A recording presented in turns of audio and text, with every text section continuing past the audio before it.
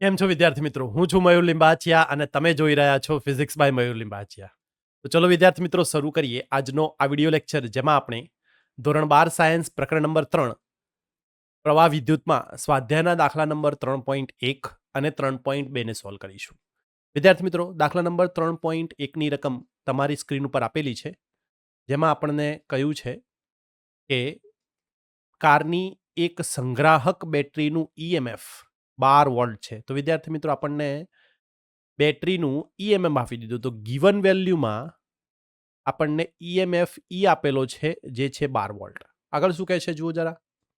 જો બેટરીનો આંતરિક અવરોધ 0.4 ઓહમ હોય, તો આંતરિક અવરોધને આપણે સ્મોલ આર તરીકે લખીએ છીએ. 0.4 ઓહમ હોય તો બેટરીમાંથી કેટલો મહત્તમ પ્રવાહ ખેંચી શકાય? તો હવે વિદ્યાર્થી મિત્રો, અહીંયા પ્રવાહ મહત્તમ કહે છે, આઈ મેક્સ. તો આપણે થિયરીમાં જોયું હતું કે ધારે કોઈ બેટરી હોય અને આ બેટરીનો આંતરિક અવરોધ છે, આ ઈએમએફ થયો બેટરીનો, અને આ આંતરિક અવરોધ. તો વિદ્યાર્થી મિત્રો, જો એમાંથી મહત્તમ પ્રવાહ ખેંચવો હોય તો જે બાહ્ય અવરોધ છે, જેને આપણે લોડ કહીએ છીએ, એ લોડ કેવો હોવો જોઈએ? 0 હોવો જોઈએ. અને 0 હશે તો જ વિદ્યાર્થી મિત્રો આ જે પ્રવાહ હોય એ પ્રવાહ શું બને? મહત્તમ બને. તો યાદ રાખો, મહત્તમ પ્રવાહ જ્યારે મેળવવો હોય ત્યારે બાહ્ય અવરોધ કેવો રાખવો પડે? 0 રાખવો પડે. તો હવે વિદ્યાર્થી મિત્રો, અહીંયા આપણે જે સૂત્ર જોતા હતા, I is equal to E divide by R plus small r. તમે કહેશો સાહેબ આ સૂત્ર ક્યાંથી આવ્યું? તો થિયરીમાં આ સૂત્ર મેળવી ચૂક્યા છીએ, અને ન ખબર પડે તો ફરીથી અહીંયા આકૃતિ પરથી આ સૂત્ર જો હું તમને મેળવીને બતાવું છું. જુઓ, પ્રવાહ જ્યારે પસાર થશે, શામાંથી પસાર થશે?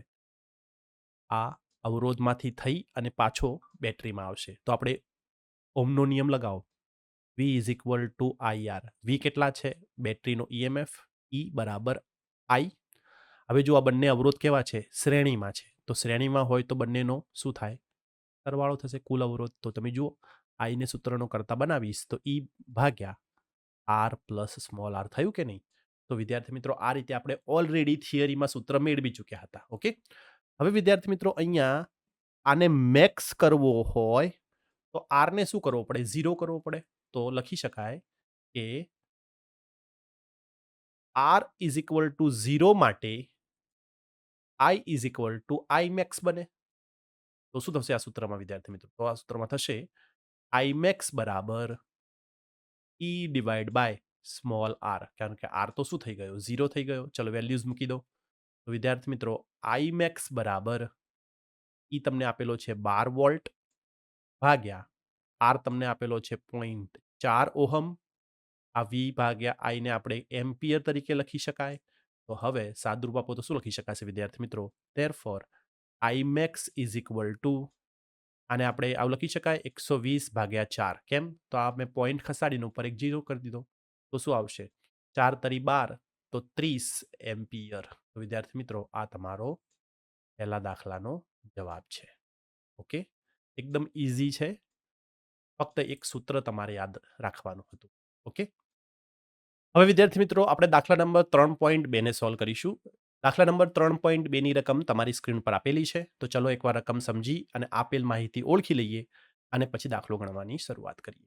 તો વિદ્યાર્થી મિત્રો, 10 વોલ્ટ જેટલું ઈએમએફ અને 3 ઓહમ જેટલો આંતરિક અવરોધ ધરાવતી બેટરીને એક અવરોધક સાથે જોડવામાં આવે છે. તો જુઓ, તમને શું આપી દીધું છે? ગીવનમાં તમને આપી દીધું છે ઈએમએફ આપી દીધો છે 10 વોલ્ટ, આંતરિક અવરોધ સ્મોલ આર આપી દીધો છે 3 ઓહમ, અને અવરોધક સાથે, આ અવરોધક મતલબ આર, તો આપણને આર આપી દીધો, એની વેલ્યુ આપી નથી. બરાબર. જો પરિપથમાં પ્રવાહ 0.5 એમ્પિયર હોય તો અવરોધકનો અવરોધ કેટલો હશે? તો તમને પૂછે છે કે જો પ્રવાહ 0.5 એમ્પિયર હોય તો આ અવરોધકનો અવરોધ કેટલો હશે? ત્યારબાદ શું કહે છે જુઓ, જ્યારે પરિપથ બંધ એટલે કે જોડેલો હોય તે સ્થિતિમાં બેટરીનો ટર્મિનલ વોલ્ટેજ કેટલો હશે? તો વિદ્યાર્થી મિત્રો, બેટરીના ટર્મિનલ વોલ્ટેજને આપણે કેપિટલ V તરીકે લખીએ છીએ. આપણે થિયરીમાં ઓલરેડી ટર્મિનલ વોલ્ટેજ એટલે શું સમજી ચૂક્યા છીએ, છતાં પણ એકવાર હું તમને અહીંયા સમજાવું છું, જરા જોઈ લો. તો ધારો કે આ બેટરી છે વિદ્યાર્થી મિત્રો, જેનો ઈએમએફ E, આ આંતરિક અવરોધ જ્યારે વિદ્યાર્થી મિત્રો બેટરીને કોઈ લોડ સાથે, કોઈ બાહ્ય અવરોધ સાથે જોડેલો ન હોય ત્યારે એમાં ઈએમએફ હોય. પરંતુ હું જ્યારે એને બાહ્ય અવરોધ સાથે જોડું તો હવે અહીંયા આ બેટરીમાં આ બંને છેડા વચ્ચે આ છેડો અને આ છેડો, મતલબ કે આ બંને છેડા વચ્ચે હવે કયો વોલ્ટેજ આવે વિદ્યાર્થી મિત્રો? ટર્મિનલ વોલ્ટેજ આવે.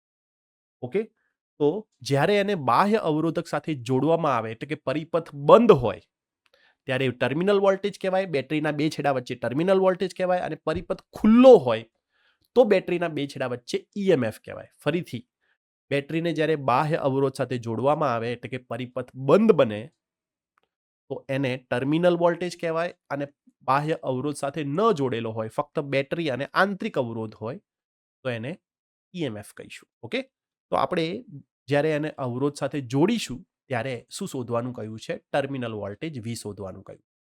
તો હવે ઓલરેડી વિદ્યાર્થી મિત્રો આપણે જાણીએ છીએ કે જ્યારે આને અવરોધ સાથે જોડવામાં આવે ત્યારે શું વધશે? વહેશે, પ્રવાહ વહેશે.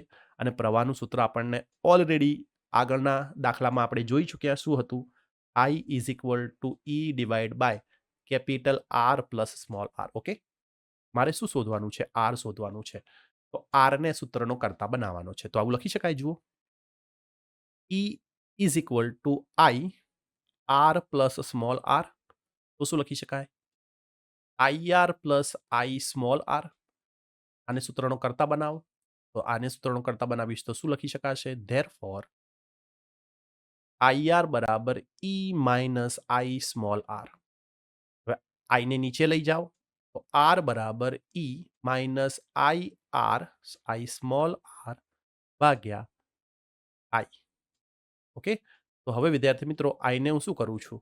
બંનેના છેદમાં લખું છું. I માઇનસ એટલે છેદ છૂટો પાડી દઉં છું, અલગ અલગ કરી દઉં છું. તો જુઓ, I નીકળી જશે. તો ધેરફોર R બરાબર શું આવે? E ભાગ્યા I માઇનસ R. હવે તમને જુઓ, બધી જ વેલ્યુ આપી દીધી છે. E કેટલો છે વિદ્યાર્થી મિત્રો? 10 છે. I કેટલો છે? 0.5 છે. R કેટલો છે?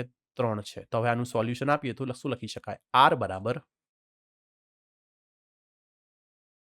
100 ભાગ્યા 5. આ પોઈન્ટને ખસાડીને મેં ઉપર એક 0 મૂકી દીધો. માઇનસ 3. તો 20 પંચા 100 એટલે આવશે અહીંયા 20 માઇનસ 3. ધેરફોર R બરાબર 17 ઓહમ. તો જુઓ, આપણને પહેલો જે અવરોધ શોધવાનું કયું હતું એ મળી ગયો છે. હવે આપણે શું કરીશું? Terminal voltage. તો તમે જુઓ, જ્યારે આને અવરોધ સાથે જોડીશ ત્યારે શું મળશે? Terminal voltage. તો સીધો આપણે શું લગાવી શકાય? ઓમનો નિયમ લગાવી શકાય. V is equal to I into R લગાવી શકાય. તો જ્યારે ટર્મિનલ વોલ્ટેજ શોધવાનો હોય ત્યારે સીધો ઓમનો નિયમ લગાવી શકાય. તો લખી શકાય કે ટર્મિનલ વોલ્ટેજ માટે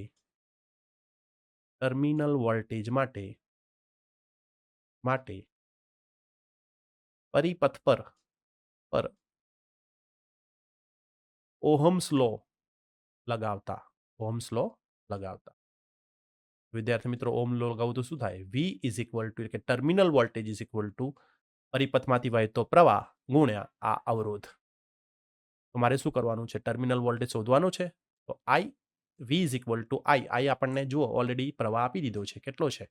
0.5. R આપણે શોધી લીધો. કેટલો? 17. તો 0.5 ગુણ્યા 17. તો લખી શકાય 17 પંચા 85. પણ એક પોઈન્ટ કાપશો એટલે 8.5 વોલ્ટ. વિદ્યાર્થી મિત્રો ટર્મિનલ વોલ્ટેજ તમને મળ્યો 8.5 વોલ્ટ. તો આ છે વિદ્યાર્થી મિત્રો આ દાખલાનો જવાબ. તો આશા રાખું છું કે તમને આ બંને દાખલા સમજાયા હશે. બહુ જ ઇઝી દાખલા છે અને ઇક્વેશન પણ બંનેમાં સેમ યુઝ થાય છે. તો આ દાખલા 2 માર્ક્સમાં તમને આ ચેપ્ટરમાંથી પૂછાઈ શકે છે. તો આશા રાખું છું કે તમને આ બંને દાખલા સમજાયા હશે. જો મારી ટીચિંગ મેથડ સમજાતી હોય તો પ્લીઝ ચેનલને સબસ્ક્રાઇબ કરો, નોટિફિકેશન બેલ આઇકોન દબાવો અને તમારા ફ્રેન્ડ સાથે અને ગ્રુપમાં આ વિડીયોઝને જરૂરથી શેર કરો, જેથી કરીને આ વિડીયોઝ તમારા ફ્રેન્ડ સાથે પહોંચે, એ પણ આનો લાભ ઉઠાઈ શકે અને ચેનલને પણ આનાથી ફાયદો થશે. તો હવે આપણે મળીશું નેક્સ્ટ વિડીયો લેક્ચરમાં. ત્યાં સુધી બધા વિદ્યાર્થી મિત્રોને થેન્ક્સ ફોર વોચિંગ. બાય.